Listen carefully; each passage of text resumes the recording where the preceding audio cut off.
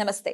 Spiritual, motivation, educational వీటికి సంబంధించి interviews ఇవ్వదలుచుకున్న వాళ్ళు కింద నంబర్ కి కాంటాక్ట్ చేయండి. నమస్తే, వెల్కమ్ టు అవర్ ఛానల్. నేను పద్మిని. ముందుగా ప్రేక్షకులకి నూతన సంవత్సర శుభాకాంక్షలు, ఆంగ్ల నూతన సంవత్సర శుభాకాంక్షలు. ప్రస్తుతం మనతో పాటు ప్రముఖ ఆధ్యాత్మికవేత్త, వాస్తు జ్యోతిష పండితులు, లలిత ఉపాసకులు, వాస్తు జ్యోతిష శిక్షణ నిపుణులు బ్రహ్మశ్రీ నానాజీ పట్నాయక్ గారు మనతో పాటు ఉన్నారు. మాట్లాడదాం. సార్ నమస్తే. సార్, శ్రీమాత్రే నమః. ఆంగ్ల నూతన సంవత్సర శుభాకాంక్షలు సార్ మీకు.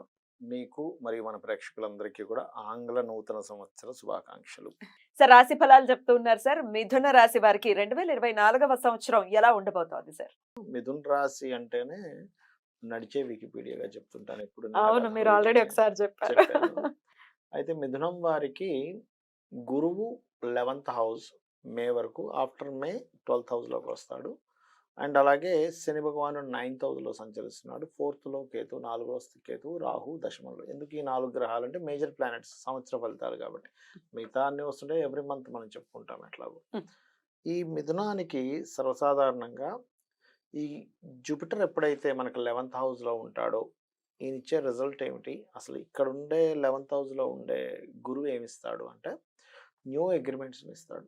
అంటే కొత్తగా ఇప్పుడు చాలామంది చూడండి, నేను ఏదైనా ఒక ప్రాజెక్ట్ స్టార్ట్ చేద్దాం అనుకుంటున్నాను, అవ్వట్లేదు అని బాధపడుతుంటారు. బట్ జనవరి 1st నుంచి ఎప్పుడైతే జూపిటర్ వక్రగతి పోతుందో, ఫస్ట్ నుంచే మారుతోంది. ఫస్ట్ నుంచి వక్రగతి పోతుంది. జనవరి 1వ తేదీ నుంచి అదే, దానికి ఏదో 1వ తేదీ అంటే బాగుంది, ఇదేదో ఇదేదో బాగుంది. కాంబినేషన్ బాగుంది. జనవరి 1 నుంచి ఎప్పుడైతే స్ట్రైట్ అవుతున్నాడో న్యూ అగ్రిమెంట్ స్టార్ట్ అవుతాయి. ఓకే. అంటే వాళ్ళు అప్పటి వరకు నేను ఒక ప్రాజెక్ట్ స్టార్ట్ చేద్దాం అనుకున్నా, అవ్వట్లేదు అనుకున్నది కాదు. 1వ తేదీ రాగానే అమ్మయ్య ఇక్కడ నుంచి సంథింగ్ న్యూ అగ్రిమెంట్స్ వైపు పనులు కదులుతున్నాయని తెలుస్తుంది. ఆ రోజు అగ్రిమెంట్ అవుతుందని కాదు, అక్కడ నుంచి స్టార్ట్ అవుతాయి ఒకటి. అండ్ రెండవది ఏమిటి అంటే అక్కడ ఉండేటువంటి గురువు అగ్రిమెంట్స్ ఒకటే కాకుండా ఎవరైనా సినిమా ఫీల్డ్లో ఉంటారు చూసారా, కొత్త సినిమా స్టార్ట్ చేద్దామని, క్రియేటివ్ రిలేటెడ్ ఏదైనా స్టార్ట్ చేద్దామని, లేకపోతే సంతానం సంబంధించింది, లేనట్లయితే కొంతమందికి లవ్ చేస్తున్న వాళ్ళకి ప్రపోజ్ చేస్తారు కొంతమంది పెళ్లి కోసమని.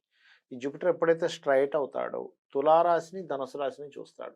సో తులారాశి మిథునం నుంచి 5th హౌస్, ధనుసు రాశి 7th హౌస్, అంటే 5-7 యాక్టివేట్ అవుతుంది. ఒకటేసారి యాక్టివేట్ అవుతుంది. ఎప్పుడైతే ఒకటేసారి యాక్టివేట్ అవుతుందో అది కూడా శుక్రరాశి, ధనుసు రాశి, గురు రాశి, శుక్రరాశి. సో ఈ రెండు ఎప్పుడైతే ఇష్టపడి వివాహం చేసుకునే వారికి ఇది ఒక మంచి యోగం. అటు అబ్బాయిలకి అమ్మాయిలకి ఇద్దరికి కూడా ఇది ఒక మంచి యోగం. అంటే నెక్స్ట్ ఎప్పుడైతే ఇతను జూపిటర్ 12వ స్థానంలోకి వస్తాడో ఇక్కడ ఇచ్చే రిజల్ట్స్ ఏమిటి అంటే ఇక్కడ మాత్రం కొంచెం ఖర్చులు పెంచుతాడు. ప్రతిసారి ఒకటే కాకుండా ఖర్చులు పెంచుతాడు.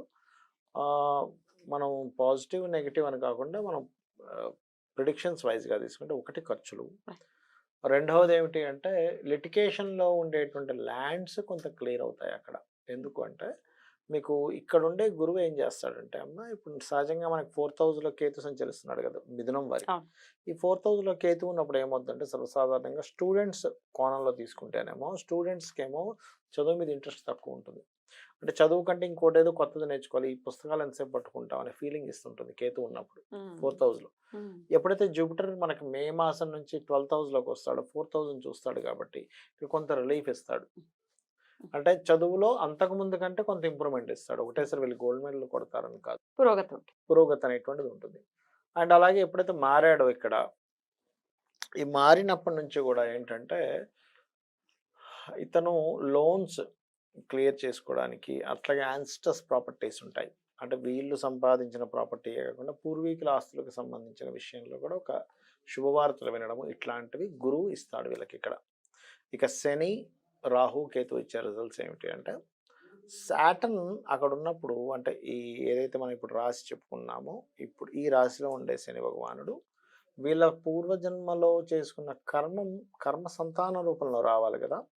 ఈ సంతాన రూపంలో శని తోడ్పడుతున్నాడు, గురువు మనకి మేషంలో ఉండి తోడ్పడుతున్నాడు. కాబట్టి ఫస్ట్ 5 months కూడా గురువు యొక్క హెల్త్ తీసుకొని ఈ శని భగవానుడు సంతాన యోగాన్ని కలిగింపజేస్తాడు మిథునం వారికి. మరి గురువు మారిపోయాక కూడా కలిగింపజేస్తాడంటే అక్కడ కూడా ఇస్తాడు, కానీ కొంచెం లేట్గా ఇస్తాడు. ఇంతకాలమే ఇచ్చింది వేరు, ఇక్కడ ఇస్తున్నటువంటి రిజల్ట్ వేరు.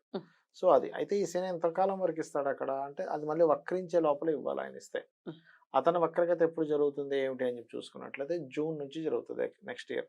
So June, July, August, September, October middle వరకు తన బలం ఉంటుంది. అయితే అది వక్రించినా కూడా బలం ఎక్కడికి పోదు అంత తొందరగా, ఎందుకంటే ఆయన ఉన్నది శని రాశుల్లోనే శని భగవానుడు. ఆయన కుంభంలో శని రాశిలో వక్రించినా వెనక్కి వెళ్ళినా మళ్ళీ శని రాశే.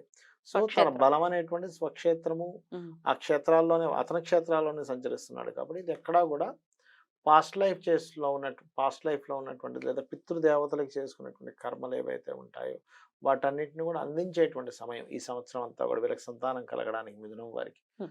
సో ఇది Hmm. అండ్ అలాగే ఎప్పుడైనా వక్రించినప్పుడు కనుక ఎవరైనా ప్రెగ్నెన్సీ అయితే దాని అర్థం ఏంటంటే 9వ స్థానంలో ఏదైనా వక్రించిన గ్రహం అయినప్పుడు ప్రెగ్నెన్సీ అయ్యారనుకోండి ఎవరైనా లేడీస్, దాని అర్థం ఏంటంటే వీళ్ళ పూర్వీకులే మళ్ళీ వీళ్ళ సంతానంగా పుడుతున్నారు అని అర్థం.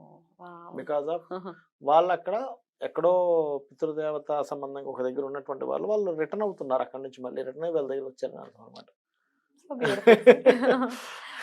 అదొకటి.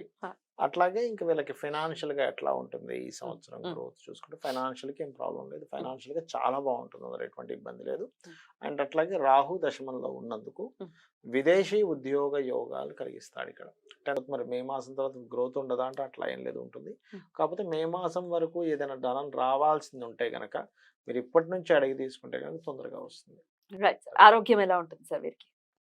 వీరికి ఆరోగ్య సంబంధించిన విషయాలు కనుక చూసుకున్నట్లయితే 6th హౌస్ కొంచెం జూన్ మాసం నుంచి కొంచెం నెగిటివ్గా ఉంటుంది. 6th హౌస్ కొంచెం ఆరోగ్య సంబంధించిన విషయంలో జూన్ మాసం నుంచి కొంచెం జాగ్రత్తగా ఉండాలి. కాకపోతే ఒక్కోసారి ఏమవుతుందంటేనంటే లోన్ తీసుకున్నప్పుడు ఆరోగ్య సంబంధించిన సమస్యలు తగ్గుతాయి సర్వసాధారణంగా. ఎందుకంటే వీళ్ళు ఈ రూపంలో రుణం అలా పోయింది. ఆ రూపంలో పోతుంది కదా, అందుకని. ఎందుకంటే జూపిటర్ ఆస్పెక్ట్ ఉంది కాబట్టి రోగ రూపాన్ని తగ్గించి లోన్ రూపంలో వీళ్ళ కర్మను తొలగిస్తాడు. Such sweeter planets.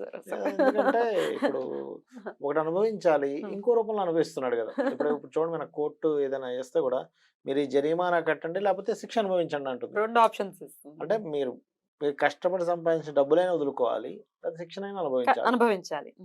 ఒక్కోసారి రెండు పడతాయి ఒకసారి. అది ఎప్పుడు జరుగుతుంది? జన్మజాతకంలో ఒక పాపగ్రహము దాన్ని చూడటము, ఒక శుభగ్రహము దాన్ని చూస్తున్నప్పుడు ఏముందంటే 2 అనుభవిస్తాడు. ఒక శుభగ్రహమే చూస్తున్నప్పుడు డబ్బులు కట్టి బయటకు వచ్చేస్తాడు. ఏ అన్నదానమో చేశాడు అనుకోండి ఉదాహరణకి, ఆ టైంలో ఆ రూపంలో అది కట్ అయిపోతుంది అక్కడ క్రెడిట్ లో. అట్లా అద్భుతం సార్. ఓవరాల్ గా వీళ్ళు ఈ సంవత్సరం పాటు కూడా ఏ దైవారాధన విశేషంగా చేసుకోవాల్సి ఉంటుంది సార్? వీళ్ళు అమ్మవారి ఆరాధన ఎక్కువగా చేసుకోవాలి. ఎందుకంటే పంచమ స్థానం అధిపతి శుక్రుడయ్యాడు. అయితే అమ్మవారి యొక్క ఆరాధన, దీంతో పాటు లక్ష్మీ గణపతి ఆరాధన ఇంకా మంచి ఫలితాలు ఇస్తుంది. పర్సెంటేజ్ వైజ్ గా చెప్పండి సార్. 2024 మిథున రాశి వారికి ఎంత పర్సెంట్ బాగుంటుంది అంటే ఏం చెప్తారు? ఇప్పుడు నేను చెప్పిన ప్రొడిక్షన్స్ ఏవైతే ఉన్నాయో ఆ విషయాల్లో మీకు 80% బాగుంటుంది. 80%. ఇప్పుడు వివాహం కానీ సంతానం కానివ్వండి, మే నుంచి వచ్చేటువంటి గ్రహస్థితి వల్ల కొంతవరకు లిటిగేషన్స్ లో ఉన్న భూములు కలిసి రావాలని మనస్ఫూర్తిగా కోరుకుంటూ నెక్స్ట్ ఎపిసోడ్ లో కర్కాటక రాశి గురించి మాట్లాడుకుందాం. Thank you sir. నమస్తే. శ్రీమాత్రే నమః.